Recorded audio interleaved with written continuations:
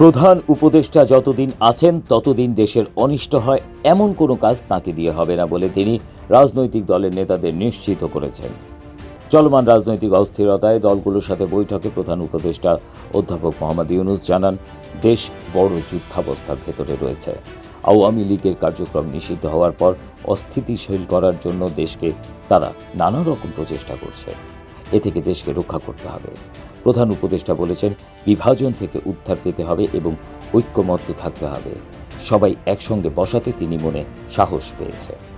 তিনি আরও বলেন, সুষ্ঠু নির্বাচন করতে না পারলে তিনি অপরাধী অনুভব করবেন।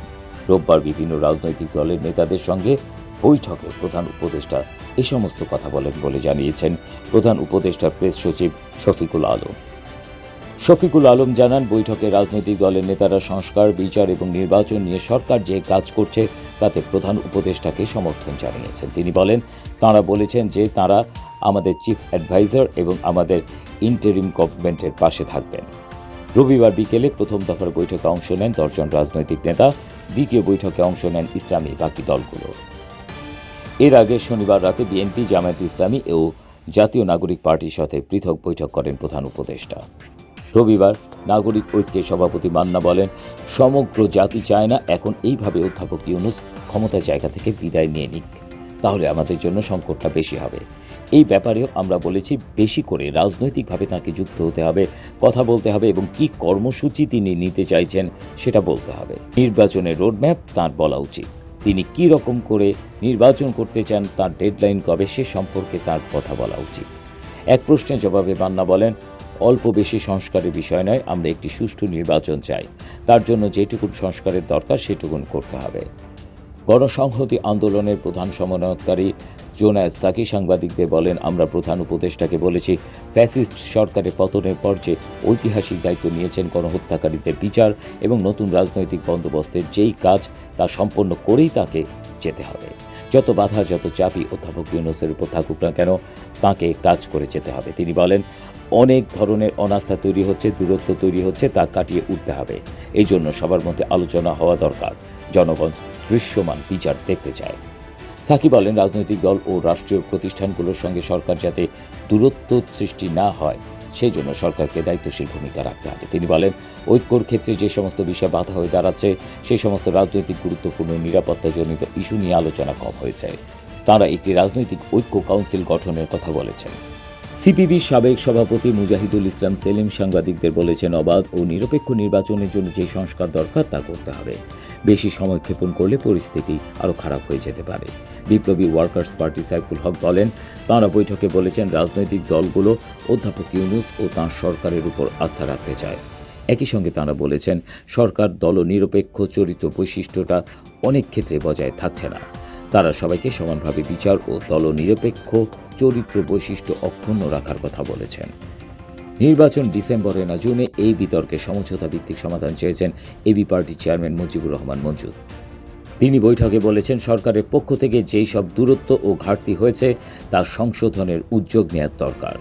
উপদেষ্টা পরিষদ পুনর্গঠন, সংশোধন, পরিমার্জন সহ জাতীয় ঐক্য ফিরিয়ে আনার চেষ্টা করা এবং সরকারের নিয়ন্ত্রণ ও কর্তৃত্ব প্রতিষ্ঠায় প্রয়োজনীয় কঠোর পদক্ষেপ নেওয়া উচিত। নির্বাচন সংস্কার ও ফ্যাসিবাদী খুনিদের বিচারের পথনকশারও দাবি করেন তিনি।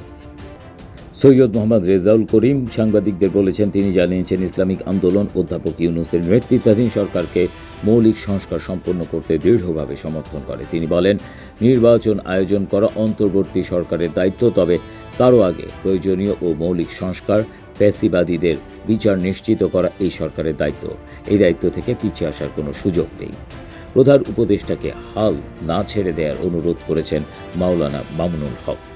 তিনি সাংবাদিকদের বলেন, প্রধান উপদেষ্টা আমাদের এই ব্যাপারে আশ্বস্ত করেছেন যে আমরা সবাই যদি তাঁকে সহযোগিতা করি তাহলে তিনি চলমান এই সংস্কার প্রক্রিয়া একটি পর্যায়ে নিয়ে দেশ ও জাতিকে একটি গন্তব্য পর্যন্ত পৌঁছে দিয়েই তিনি তার দায়িত্ব ক্ষান্ত করবেন। একটি সুন্দর, গ্রহণযোগ্য জাতীয় ও আন্তর্জাতিক পর্যায়ে সবার কাছে গ্রহণযোগ্য একটি নির্বাচন উপহার দিতে চান তিনি। হেফাজতে ইসলামের মামলাগুলো প্রত্যাহারের দাবির কথা উল্লেখ করে মামুনুল হক বলেন, প্রধান উপদেষ্টা নিজে দায়িত্ব নিয়েছেন যে তিনি এই বিষয়ে সরাসরি তদারকি করবেন। সরকারের যেই সমস্ত উপদেষ্টা নিয়ে বিতর্ক রয়েছে তাদেরকে সরিয়ে দেয়া সরকারের জন্য ভালো হবে। এই কথা প্রধান উপদেষ্টাকে বলেছেন বলে জানান গণ অধিকার পরিষদের সভাপতি নুরুল হক। সামরিক বাহিনীর বিরুদ্ধে জনগণকে মুখোমুখি দাঁড় করানোর চেষ্টা করা হচ্ছে উল্লেখ করে নুরুল হক বলেন, সরকার যেন সামরিক বাহিনী সহ পুরো প্রশাসনকে আস্থায় নিয়ে কাজ করে, তাদের সাথে যেন সরকারের একটা ভালো আন্ডারস্ট্যান্ডিং থাকে।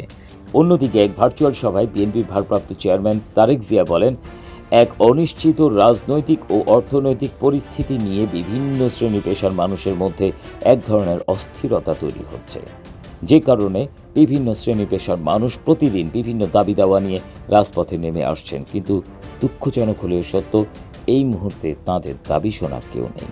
অন্তর্বর্তী সরকার বাজেট পাশের ঠিক আগ মুহূর্তে এনবিআরের সংস্কার চাপিয়ে দিয়ে রাজস্ব আদায়ের ক্ষেত্রে অচলাবস্থা তৈরি করছেন বলে মনে করেন তারেক রহমান। তিনি বলেন, এটি অর্থনীতির জন্য খুব ভালো বিষয় নয়। এই ধরনের পরিস্থিতি মোকাবেলায় জবাবদিহিমূলক গণতান্ত্রিক সরকার সবচেয়ে বেশি কার্যকরী ভূমিকা রাখতে পারে বলে সবার বিশ্বাস। সংস্কার একটি চলমান প্রক্রিয়া জানিয়ে তারেক রহমান বলেন, অল্প কিংবা বেশি সংস্কার বলে কিছু নেই। রাষ্ট্র এবং রাজনীতির প্রয়োজনে সংস্কার একটি ধারাবাহিক প্রক্রিয়া, তবে পুঁথিগত সংস্কারের চেয়ে প্রায়োগিক সংস্কার বেশি জরুরি। অন্তর্বর্তী সরকার জবাবদিহিমূলক নয় উল্লেখ করে তারেক রহমান বলেন, অন্তর্বর্তী সরকারের নৈতিক ও রাজনৈতিক বৈধতার সংকট হয়তো নেই, তবে এই সরকার জনগণের কাছে জবাবদিহিমূলক নয়।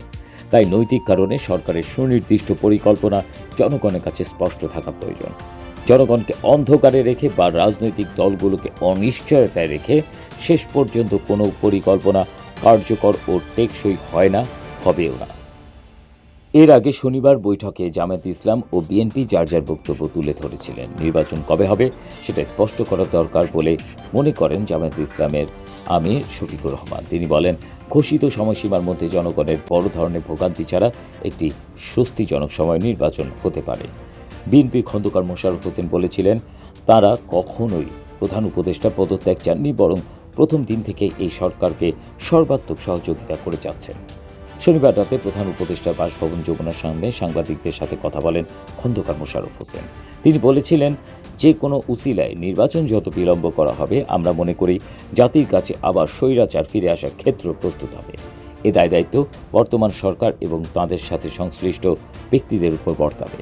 বিএনপির এই নেতা বলেন, বাংলাদেশের মানুষ বিশ্বাস করে অন্তর্বর্তী সরকারের মূল দায়িত্ব একটি সুষ্ঠু ও নিরপেক্ষ নির্বাচনের মাধ্যমে গণতন্ত্রে উত্তরণের প্রক্রিয়া দ্রুত সম্পন্ন করা। টেক্স রিপোর্ট, বাংলার আওয়াজ।